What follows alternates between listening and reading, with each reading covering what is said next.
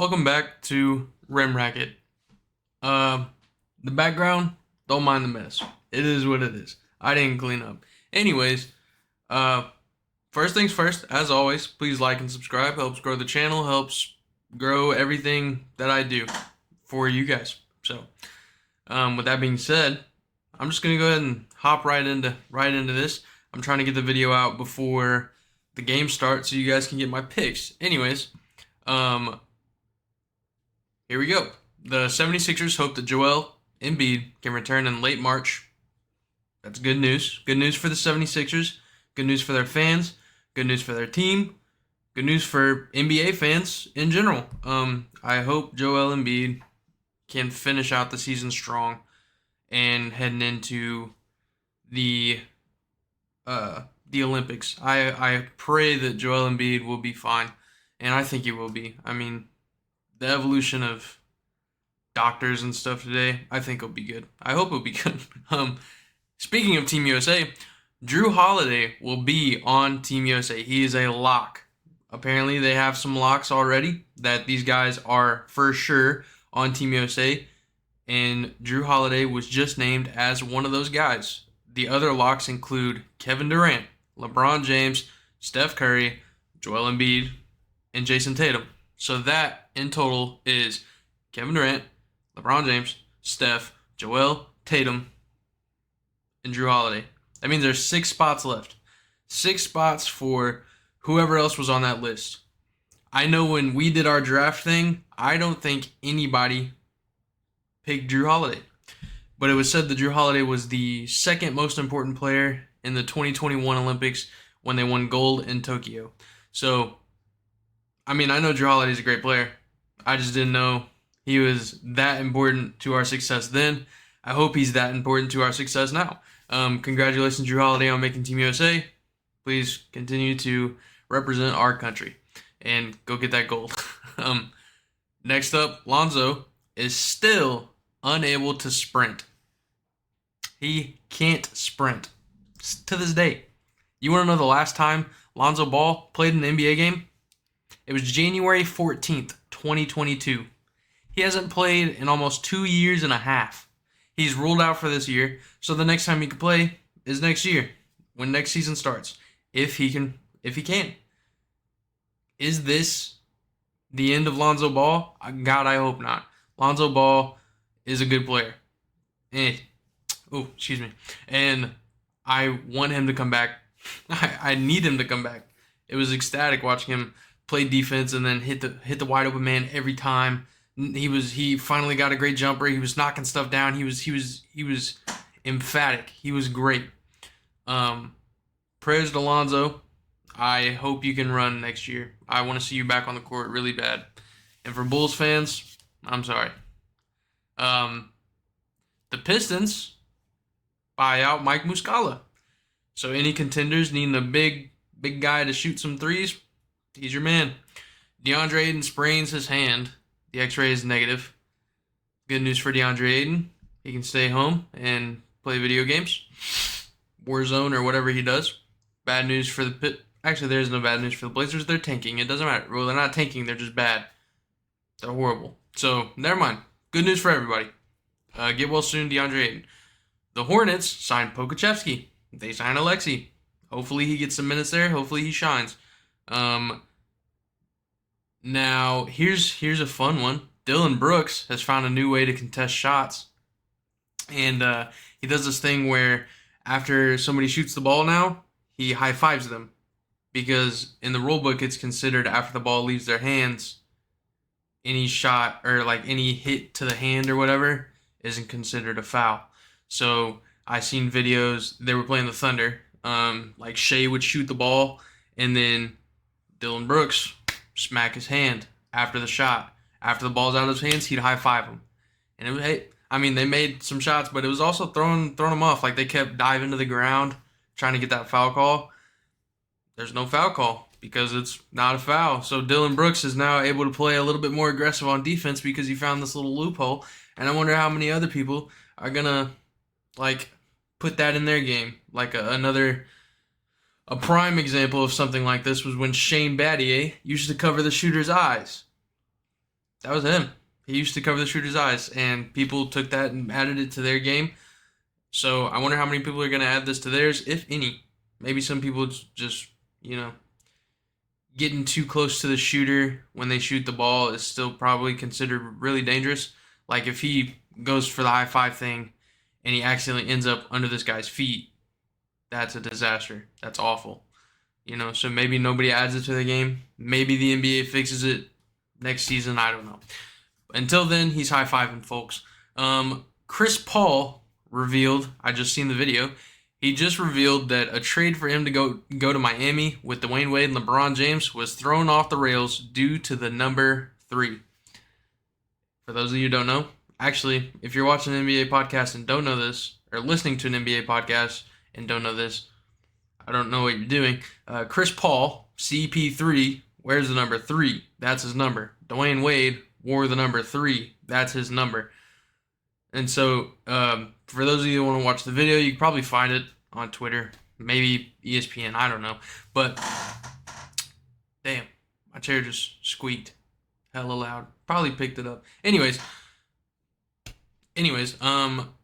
yeah. So, we could have had Chris Paul, Dwayne Wade, and LeBron James on one team, and it all stopped because of one number. Nobody wanted to give up their number. I mean, I can't really blame him. Like, CP3 that's him. Dwayne Wade was older. He was in Miami. He was in his prime. Like, that was his number. That was him. So, just kind of crazy to think about. Like, we could have had one of the craziest teams ever, IQ-wise, on one. That would have been wild.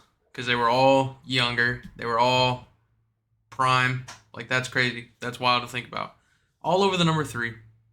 I wonder how many, other stories like that exist in the basketball world that we don't really know. Like, I don't know. Just something interesting to think about. Last night, Max Strus hit a 59-footer, a buzzer beater heave from half court. And that is the second longest game-winning buzzer beater in NBA history. Number 1, I'll give you 3 seconds to take a guess. 1, 2, 3. Ta-da, da-ding, whatever. It was Devontae Graham. Devontae Graham still holds the record. I don't remember how far the shot was, but he's got the record. And anyways, here we go. For those of you that don't know, I've incorporated something into these episodes, and here's the second installment. I'm going to name it the $1 bankroll. Here's today's $1 bankroll. If you don't have Fliff, you can download Fliff. Not a sponsor. They give you a free dollar every day. As long as you don't have over $5 in your account. They give you a free dollar every day. So today, I would take that $1 and I would put it on Dallas Mavericks money line against the Toronto Raptors. And in the comments, one of my good friends told me to give my analysis for the picks.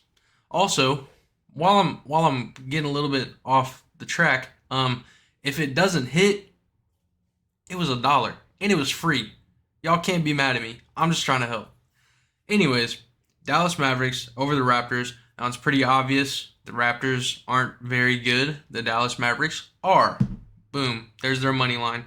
Dallas Mavericks. Indiana Pacers over the Pelicans. Reasoning. I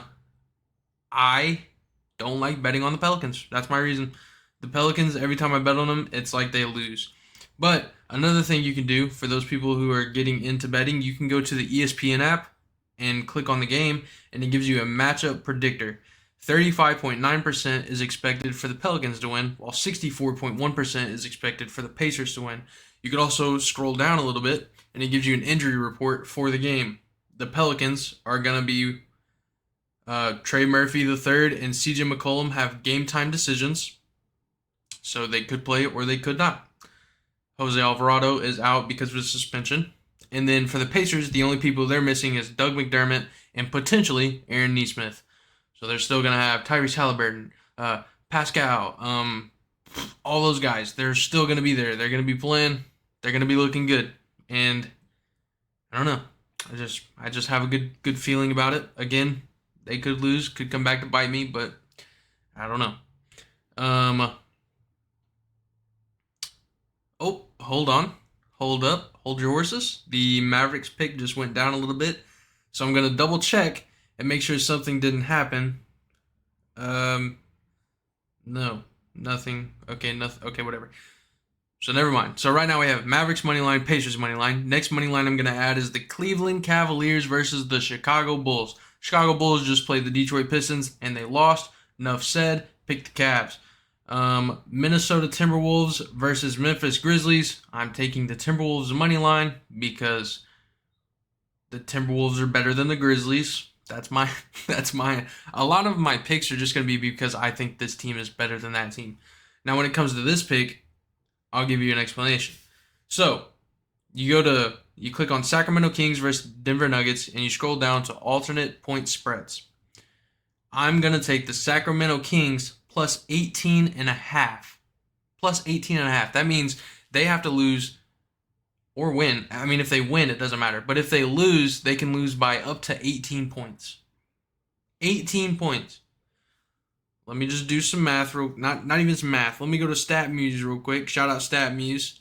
And check the last games that they've played this year against each other and see how close the games were. Kings versus Nuggets. I forgot who it was. Nuggets 2023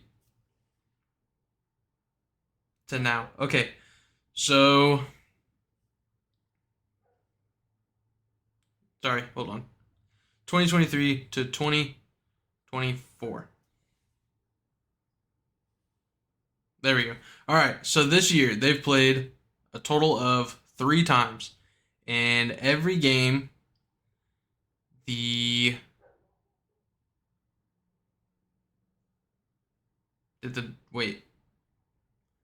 Yeah, okay. So every game so far, the Nuggets have won. I mean, the Kings have won, right? God dang it. It keeps backing me out. I'm so sorry. Every single game, the Kings have won so far. So you could take the Kings money line. But again, it's the Nuggets, right? So I'm just trying to go at this with like the Nuggets could win easily. They're one of the best teams in the NBA right now. So let's see. The first game they played, December 2nd, 2023, the Kings won 123 to 117. That's closer than 18 points. But they won, so it doesn't matter. The Kings then played them on February 9th, where they won 135 to 106. They blew them out. And then the Kings played them on the 14th of February, where they won 102 to 98. So they've won every time they've played. But other than the Kings blowing out the Nuggets, it's been decently close. So you could even bump that down if you wanted to. I just picked 18.5 because there's no way, in my opinion, that the Kings are going to lose by more than 18 points. And it's negative 520. So it's like, it's not like a crazy pick, but it still gives you some value. There's that. And then my last pick is the Clippers money line versus the Lakers because I think the Clippers are a better team.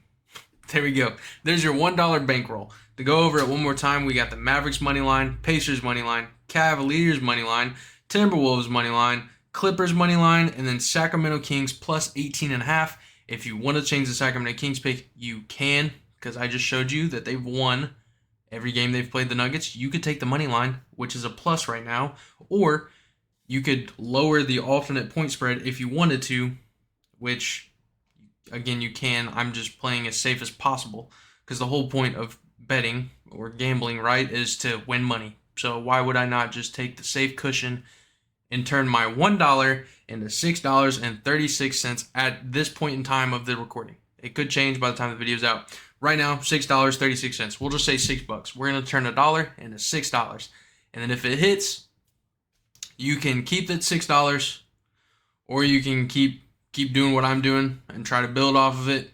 I think I'm gonna try to do an episode every Wednesday and Saturday because those are my 2 off days. So I have time to sit down and actually do notes and actually like go over things, right? So these are going to be my big episodes.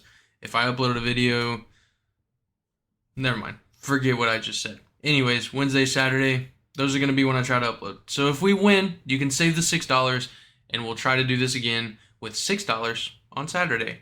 If you want to go ahead into tomorrow's games, because I won't have a video up, let me check real quick. Thursday, we have Warriors Knicks. I don't bet on Warriors games, but if I were going to, I would probably take the Warriors because I think OG, Julius Randle, those guys are still hurt. Bucks Hornets, I would take the Bucks easily. Jazz Magic, I would take the Magic. Hawks Nets, I'd probably go with the Hawks. Thunder Spurs, I'm going Thunder. Rockets Suns, I'm going. I don't know. I'm gonna lean towards Suns because they have the better personnel. Heat Nuggets, I'm going Nuggets. Wizards Lakers, going Lakers. So if you want to, you can do that for tomorrow. Up to you. Or you can save your $6 that we're for sure gonna win. And we can redo this on Saturday. Try to grow that 6 into like 20 or something. And then that 20 into like 50. So we can cash out. Or you can keep it in and try to keep going. Anyways, there's your $1 bankroll. Now, moving on to the bulk of the episode. What this episode is all centered around, which is the NBA is investigating whether offense has become too advantageous and discuss if some changes need to be implemented to achieve better balance. So, what does that mean? That means Adam Silver and the guys have looked at the game and were like, offense gets it too easy, you know? Like the offense is coming too easily nowadays. They're at an advantage towards the defense. So, and by the way, I got most of this article off of Real GM. For those of you who don't know, Real GM is great for NBA news. It keeps you up to date for any sports news. It keeps you up to date on anything. Shout out Real GM. This is from them. It says, when Adam Silver first took over as commissioner, the league-wide offensive rating was below 105 points per 100 possessions, and has since risen to 115 points per 100 possessions this season. So that's a 10 points per 100 possession jump, which is pretty big. Teams are now far more talented and search for better percentage shots. The NBA isn't close to a change yet, but what changes could they make? This is the question in the comments for today's video. What changes could the NBA make for offense and defense to again become balanced? What changes could the NBA make? I've seen 2 so far that, make sense, I guess. One was implement the no defensive 3 seconds. So for our college fans, you know how, and for those that don't know, in college, you can have a center camp out in the paint all game. There's no call. There's no defensive 3 seconds. He can stay there for as long as he wants. My opinion, I don't hate it. But if it does happen, Victor Wembanyama is going to average a 5x5. He would then become one of the greatest players of all time just based off of that stat line. And that's not bad. But we were having a discussion in the group chat earlier today about, like, we can't compare old players to today's players because what they had is what they had and what we have now is what we have now. And so if we change that rule, Victor Wembanyama is going to be seen as one of the greatest centers of all time. Top 5 easily. If he gets a 5x5 he's going to be one of the greatest players of all time. But he's going to get way more blocks. He's probably going to get way more steals. That would be, I don't know. I don't hate that rule, but I think it would be like after one season, if it gets crazy, I think they would have to revert back and try something else. The other thing that I seen was to get rid of the corner 3. For those of you who don't know, the NBA, the corner 3-point ball, not even in the NBA, in all levels of basketball, the corner three is the closest three-pointer in the game. It's the closest shot as far as like three-pointers go. So they're thinking, get rid of the three-point line. So you know how, like, let me see if I can do my best Disney impression. You know how the court, or like the three-point arc, goes like this. It goes up, and then it has that. Hold on. I'm trying to do it with the camera. Okay, so it goes up, right? And then it has that arc, and then it goes back down. They're thinking, get rid of these straight lines and just make the arc. So like, let's say we go from the arc. This is difficult. We go from the arc, right? And then we just go boom to the baseline and boom to the base, but like with an arc. But there's not going to be that. There's not going to be a corner three. I don't understand why that's so hard for me to explain. There's not going to be a corner three. What do you guys think? I personally don't know. I think a corner three, does it add more points? Yeah. But I think it's just part of the game now, you know what I'm saying? Like a defensive 3 seconds, people play college to get to the NBA for the most part. So they've already had to deal with that in their career at one point, right? So I think that would be easier to add than to take away something that they've been using their whole life. You know, to add something that they've used once, or to take away something that they've been using their whole life. I think it'd be easier to do the defensive 3 seconds than it would be to get rid of the corner three. Those are the only two things I've seen so far on it that I was like, yeah, you know, that could happen. But again, in the comments, tell me what you think they could do to fix the problem. As far as that goes, here's some more stuff to answer. I'm fumbling over my words. I apologize. But last episode, I asked in the comments to give me questions on to answer the next video I upload. Again, I need you to do that as well. Give me questions in the comments to answer for next video. I had one person do it. Shout out to Zach. That's my boy, my dog. He's been riding. Pause. He's been on my team this whole time. All right. My bad. And he asked, who is the better big man, Chet or Wemby? He said, who's the better player, Chet or Wemby? I'm not going to lie, you're probably not going to like this answer, but I think it is too early to say who's better. Fans are always so quick to compare. I think they're both equally as talented and want nothing but the best for both of them. But if I had to start a franchise today, I think I'm picking Wemby. And my only reasoning for that, again, because I think they're both equally as talented, I think my only reasoning for that is because Vic is doing damn near the same thing, if not more, with less pieces.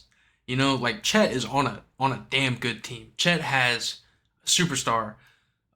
You know, he has all those guys that are good. They have 7 players on their team shooting over 40% from 3 with 2+ looks. The Thunder.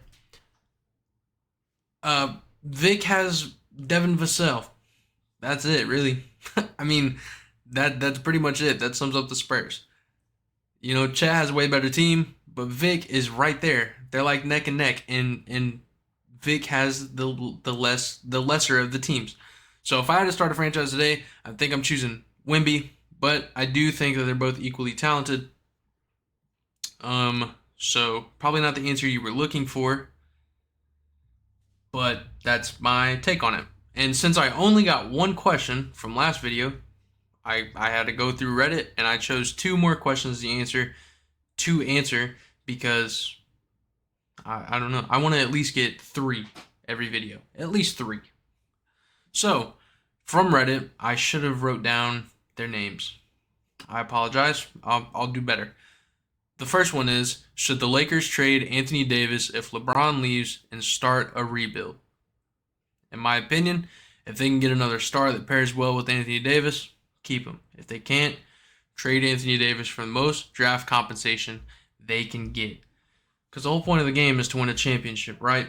It's the whole point of the game. Whole point of the league, win a championship. So if LeBron leaves and you have Anthony Davis and you have those 3 first-round picks, if you can get him like Trae Young or somebody like that, do it.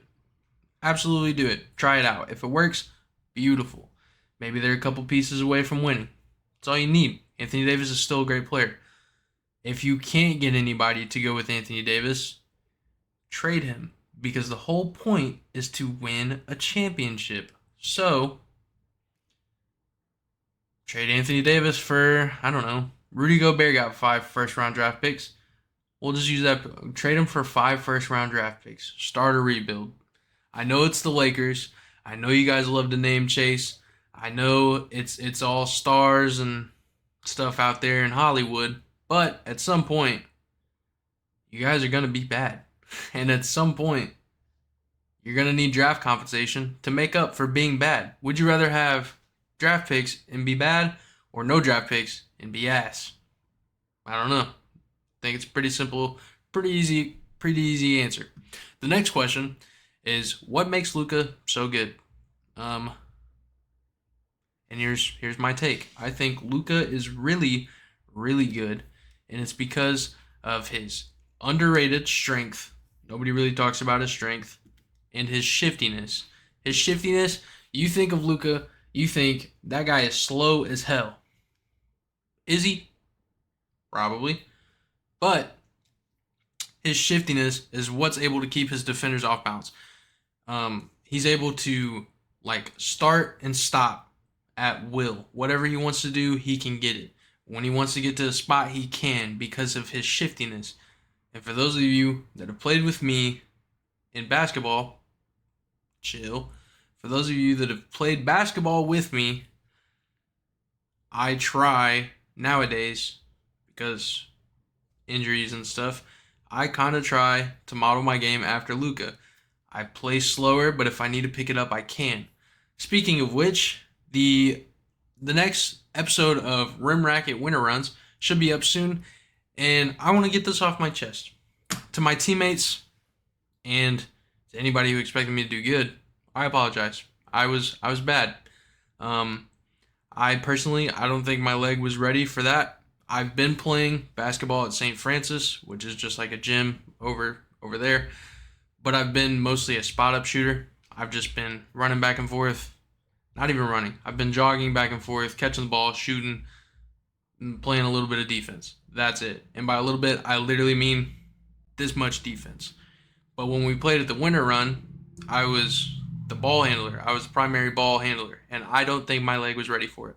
On top of that, I'm not one to make excuses about a basketball, but the ball we were using, I don't know how to explain it, but it was like soft. Like this is a foam basketball. It was kind of like this. It was soft, and it was just it was hard for me to when I bounced it wasn't going where I needed it to go. It wasn't doing what I needed to do. And when I would bounce it to do my pull up, I wasn't getting it in my pocket to pull up. It was underneath. So then I found myself struggling to actually make the shot. Like I was shooting too hard because I had to pick it up from such a low angle.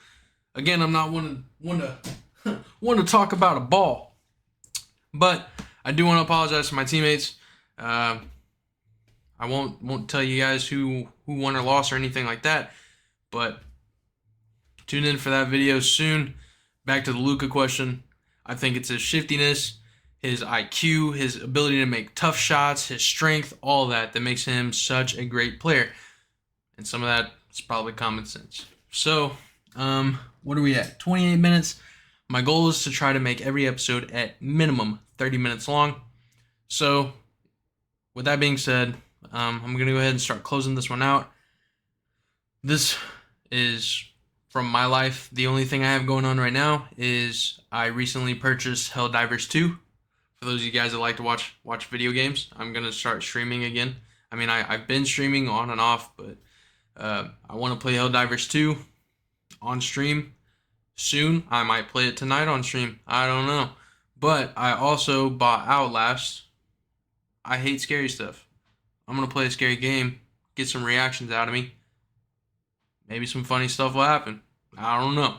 But if you want to check out the stream, I'm going to be on Twitch at RK, R as in R.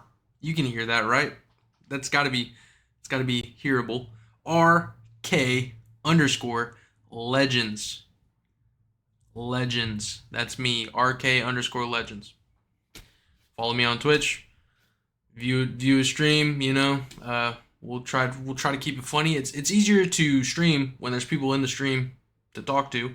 It's easier to make like content and stuff when there's somebody to talk to. Other than that, though, that's really it. That's all I got.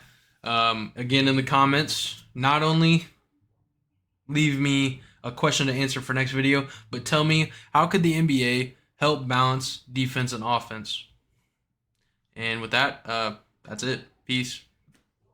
See ya.